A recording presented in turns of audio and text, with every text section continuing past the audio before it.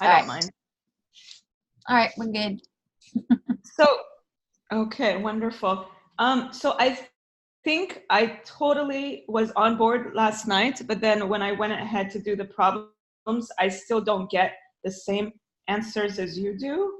And it all starts from step 3. So question 12, step 3, and it just all became,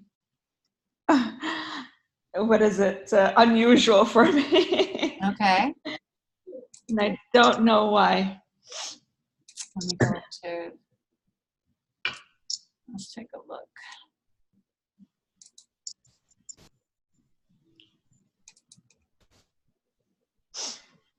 I'm not sure if I'm sharing this. Hold on, let me go back to share. Here we go. Let me get the right share. Here we go. There we go. Now we're sharing. Okay. Okay, great. All right, so you're having problems. So what questions do you have? So on question number 12. Okay. Okay, so on step 3, where we have to calculate the standard error. Mm-hmm. Yes. The test statistics. Uh-huh. Okay. So if we can do this together, I would really appreciate it, because so what did you do? So basically on 12, oh gosh, what happened to my paper? Did you calculate the mean and the standard deviation? I calculated the mean, the average, the degrees of freedom. Right, so basically we set it up, right? So we basically go through and we put in, let's see, so it's 4, 3, 6, 3, 5, and 4, right? Correct. So these are your X values, right? Because in this problem, right, you're given the population mean, right? You're given your sample of n equal to 6 students, right? But then you're given the data that she collected, right? And so based on the data, now you have to actually figure out what your sample mean is and what your sample standard deviations are, right? So those two things you need to actually calculate first. So did you do that? Yes. So, well, the sum, first of all, is 25. Okay, so the sum is, yep, okay. So sum of x equals 25. Okay. And then average. these, of course, this is going to be 16, 9, 36, 9, 25, and 16, right? And then this is going to be sum of x, the sum of x squared, right? And that is equal to, what did you get? I'm just going to go over it again because maybe this is where I messed up. Did you get this one? 111. Okay. 111? 111, so 16 plus 9 plus 36 plus 9 okay. Is 25. Right, so now we can do mean. So m equals sum of x 25 divided by 6. Right? 4.166. Is it 6666? Let's do it again. 25 divided by 6. Yes. 66667. Okay, so 67. Yeah, make sure you round up, you know, so that you get, yeah, that's good. Okay. All right. So that's the mean. Okay. And so. And we have to do standard deviation, right? Correct. And this is our square root here. And so, we need to do 25 squared. Whoops. Let's do, what happened, 25 squared. And this is going to be minus 111 divided by 6 divided by 6 minus 1, right? Yes. Yeah. So 25 squared is 625. And that's going to be minus 18.5. Yes. Over 5. Right? Divided by 5. So far, so good? Yes. Okay. So that's 606.5 divided by 5. Okay.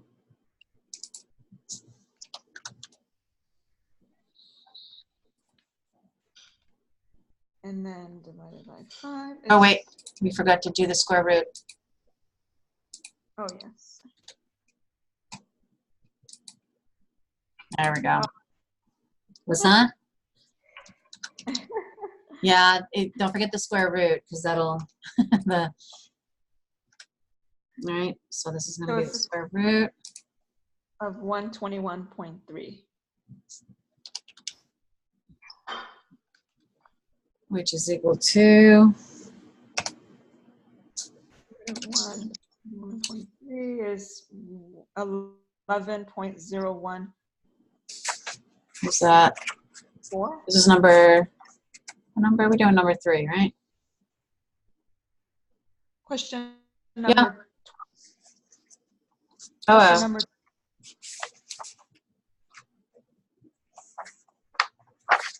Huh. How did I not get the same? Why is it not the same? What did I do wrong? Somewhere we went wrong. We went wrong somewhere.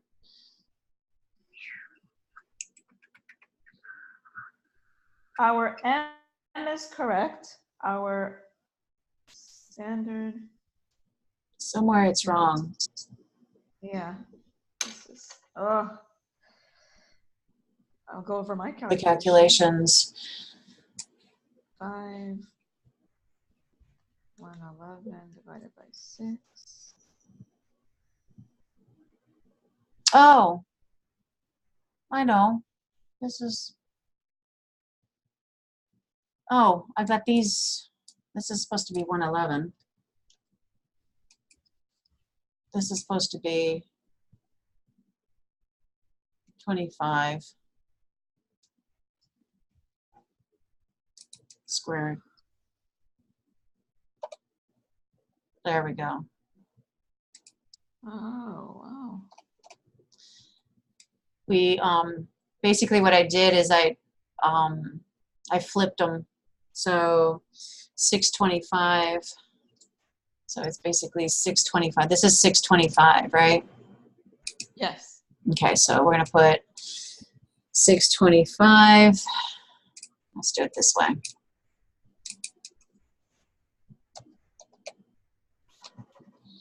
Divided by 6. Now this should be right, hopefully. Okay, so this is gonna be 111 minus So 625. 104, 1667. Okay. All right. So that divided by 6. Oh, wait, no. 111 minus 104.1667. This is 6. There we go. Now this is looking what it's supposed to look like. 8 divided by 5. Okay. So it becomes the square root of 1 So point. this now becomes, yeah. So this is 1.3667. There we go. Wait, so 6.8? 0.1169, which is, yep, well, 6904. Okay. There we go. What? It's our S. Okay. Good. Yeah, be careful. Be careful when you're doing the equation. That's one of the things that trips up students as well, is that you have to make sure that you've got the numbers in the right spot. So, okay. There we go. All right, so now. I'm sorry, Professor, your SMD? We're not doing MD. This is not different scores. Okay. And then the T obtained?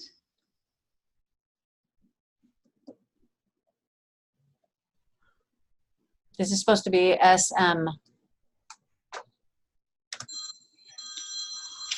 Uh-oh. So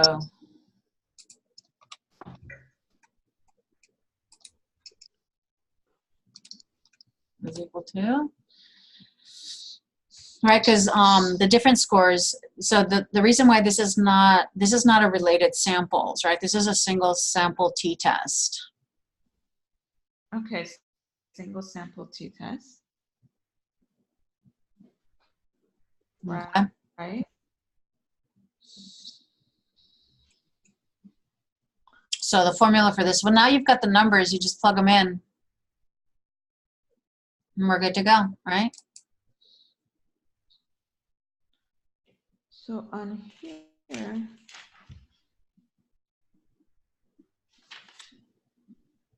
what would be the formula for this? I'm so. What's on the answer sheet?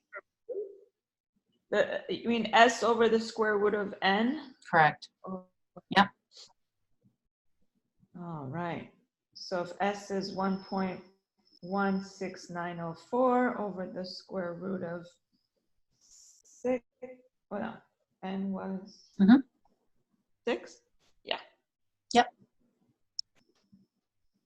Okay. Are you getting the numbers now? 16904. Okay, and then when we want to do the 95%, the interval. Right.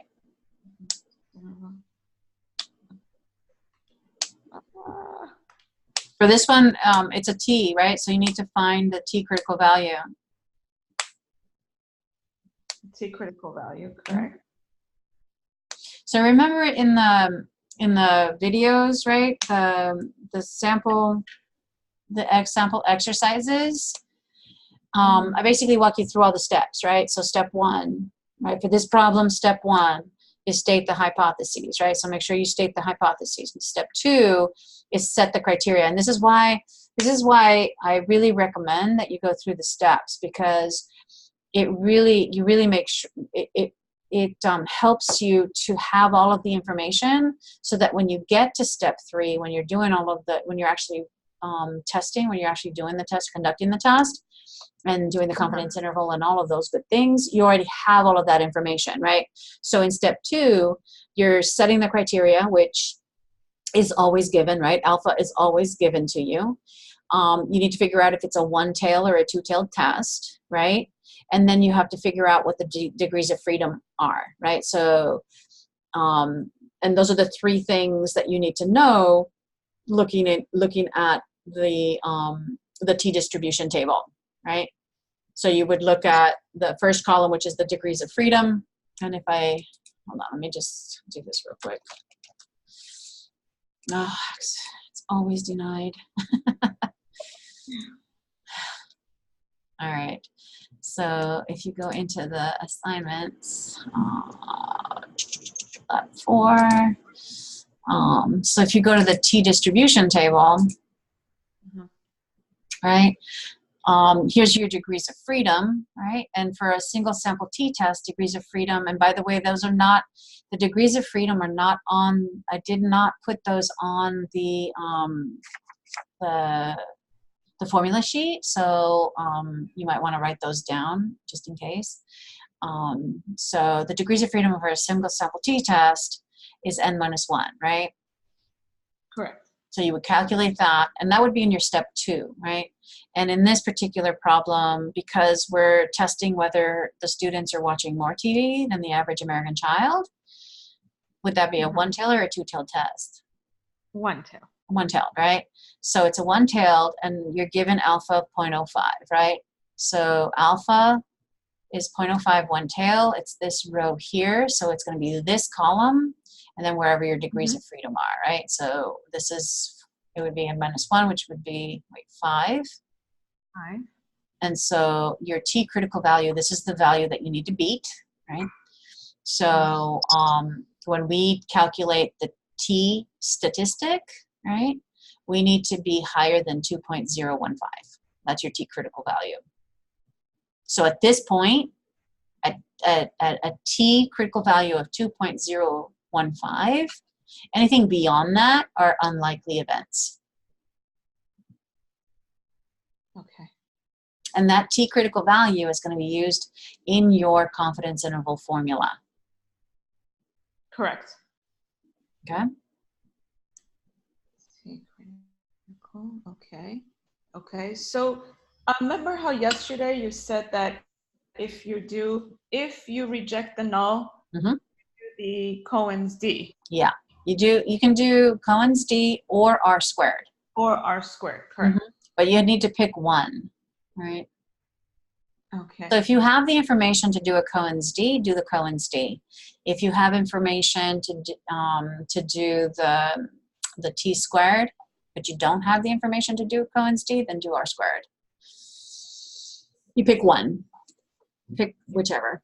Just don't do both. Okay, and then okay, good. Or Okay. look at the other problems, so it looks like it's the same deal. Every step is the same. It's what? Every step is the same for questions 12, 13, and 14. Exactly. Yeah. Yeah, and one of the things too is when you look at your formula sheet, and we went over this yesterday, right? When you look at the actual formula sheet, yes, right? What you'll notice again, right?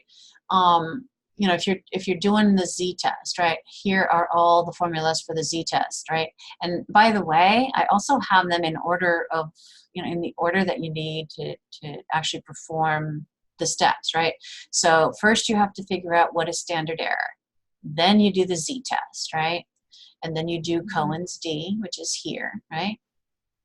Actually, I don't have Cohen's. Actually, I don't have Cohen's d in here. I should probably add that in here. So Cohen's d would be m minus mu divided by sigma. I need to put that in here. I forgot. So I'll make sure that I add that for the final. I mean, not final, but for the for exam 3. okay. So you would have, you know, your confidence interval, and then if you reject the null, then you would have whatever the effect size is, right?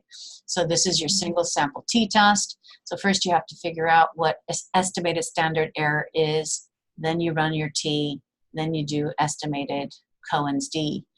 And I don't have r squared, or here's r squared here, right? So in there's the formulas are in different places, right? This is everything for the independent samples t-test. And again, if your n's are not equal, you'll use either one of these two formulas. If your n's are equal, you'll use this formula, right?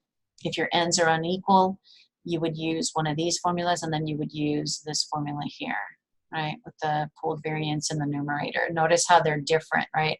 Here you've got sample variance, which is s squared, but here you have pooled variance, right? So if and then once you have that, then you go to your t, you do your t-test, right? If you reject, then you do estimated Cohen's d or the r squared, and then you do it into the confidence interval. Okay. Can we go one step back? You had said if the ends are the same to do Right. the S minus. This is estimated standard error. If the ends are equal, right, you don't need to do a pooled variance, right, because the ends are the same. Okay. So you just go straight into calculating what your estimated standard error is. If the ends are unequal, you have to pool the variance. There's no getting around that. You have to pool the variance. So depending on what the problem gives you, you can either do your sum of squares in the numerator or your sample variance in the numerator. So depending on what the problem gives you, right, you can do either this formula here, right, or this formula here. And then we in the lab, you're given sample variance, so you can use this formula here. It's easier because sample variance times degrees of freedom is equal to sum of squares. And we went over this yesterday, right? Sum of squares when you go up here, right? Degrees of freedom is n minus 1. So if you multiply degrees of freedom on both sides, you've got sum of squares is equal to degrees of freedom times sample variance, which is s squared. Okay, and then so right after you do the pool, then you Variance. do the. Then you do the two, yeah. Well, actually, if your ends are not equal, you do it in order, okay? First, you do the pooled variance, then you do estimated standard error, then you do t-test. So there's an extra step to calculating, to the calculations when you have unequal ends for your independent samples t-test. And this is just for the independent samples t-test, okay? Independent, great. And then if you reject it, then do the estimate. Estimate Cohen's d or your r squared. Again, pick one, right? And for estimated Cohen's d, this is pooled variance. So if you calculated pooled variance, you would take the square root of that pooled variance, and you would use. That's how you would calculate your estimated Cohen's d. Okay. If you don't have pooled variance, then my suggestion would be just run the r squared, so you don't have to do the pooled variance. Unless you want to do the pooled variance, and by all means, you can calculate that. Okay, so instead of, okay, if we have our numbers, we could just do the R2 instead of the S squared. Right. Yes. Oh, that's correct. right. Excellent. Okay. Okay.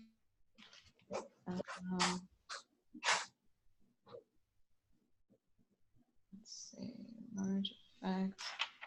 I guess.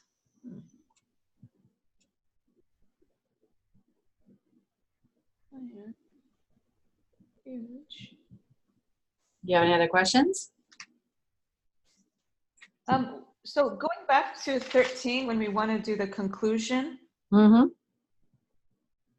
and we say that so there's sufficient difference in the Actually, there's sufficient evidence.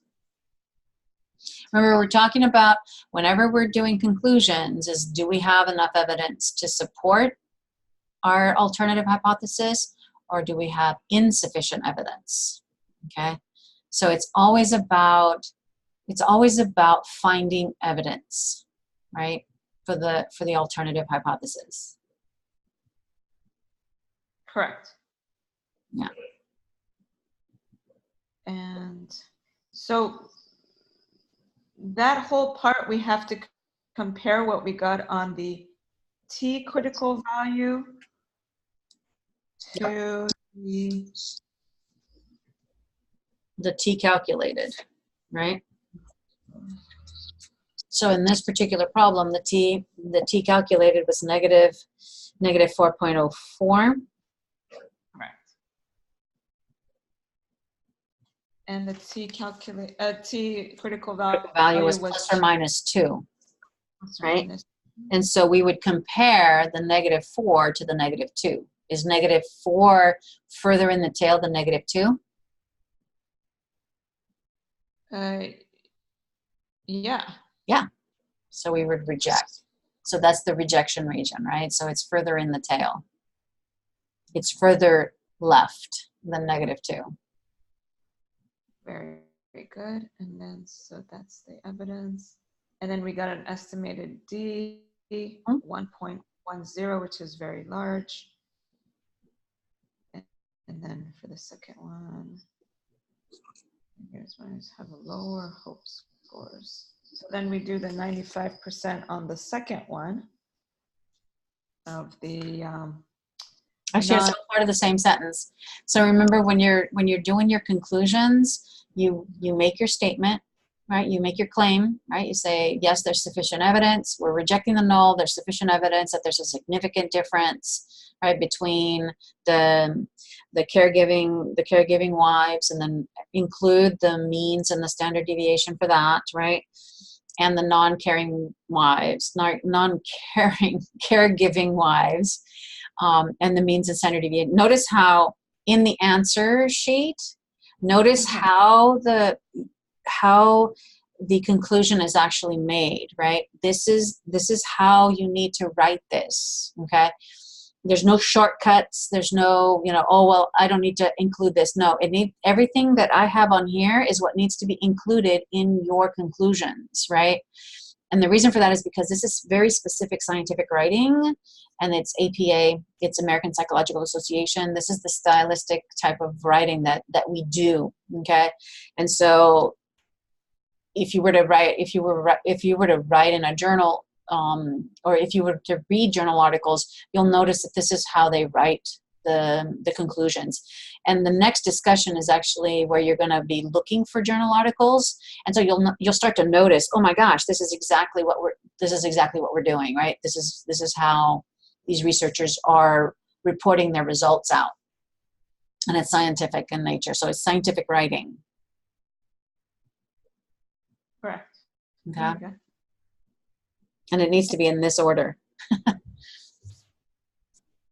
And real quick, if we go over this, the critical interval formula, it's M plus or minus the Z critical value times sigma M. Oh, this one here? Yeah, what about this one? So if we, if we do a Z test, it's the Z. If we do a T test, it's a T critical. Correct. Okay. Yeah, you'll notice the difference, right? This is a Z critical value. And remember that the Z critical value is infinity, is the degrees of freedom at infinity. So all of these numbers, so 0.674, 1.282, 1.645, 1.96, 2.326, and 2.576, those are Z critical values, Z as in zebra, right? This last row here are all Z critical values. All right. Okay.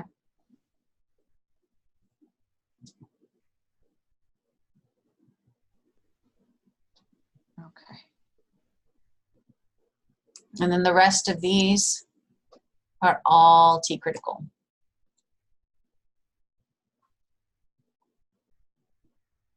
Well, this is a T distribution.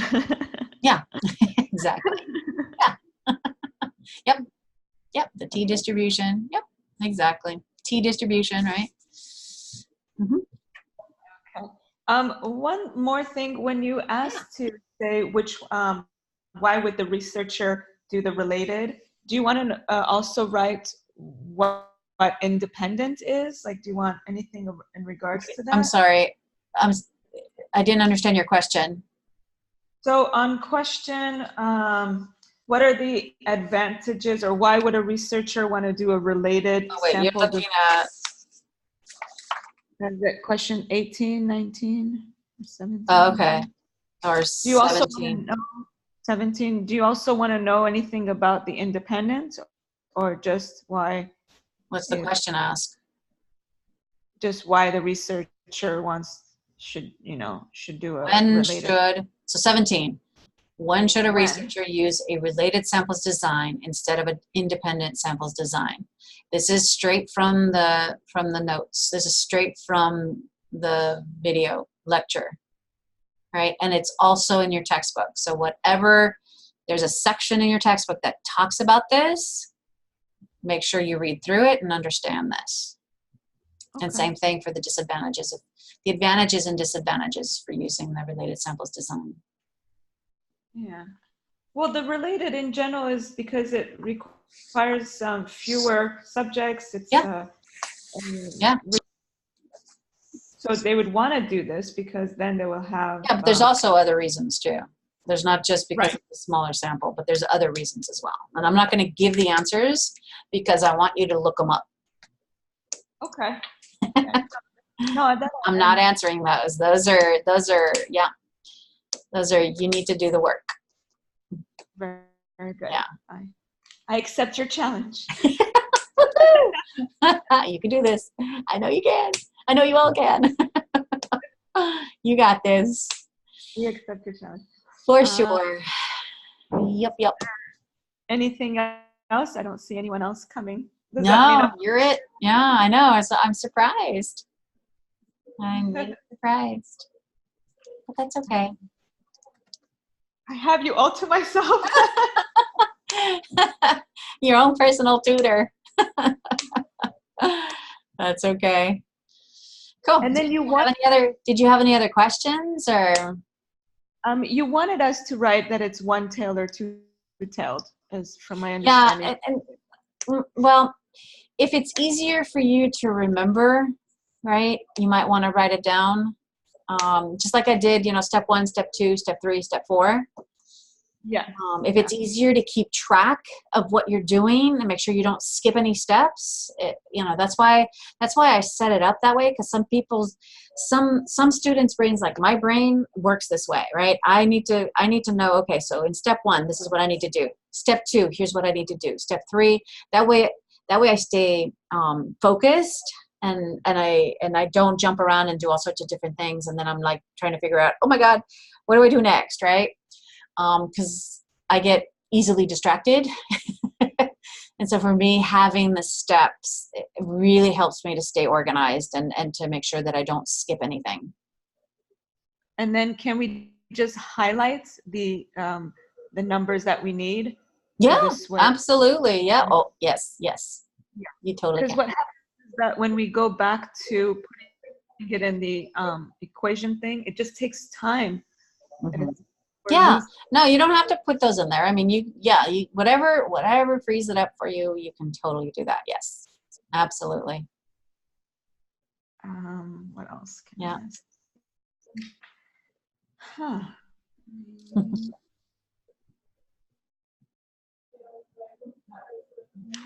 Cool. Well, if you don't have any other questions, I'm going to stop the recording. Okay. Is that okay? Yes. Or do you have any other questions? I'm searching, but you could stop this way. There's no. Okay, I'm going to go ahead. If something pops into your head, we can totally start again. Okay. So let me stop share, stop the recording.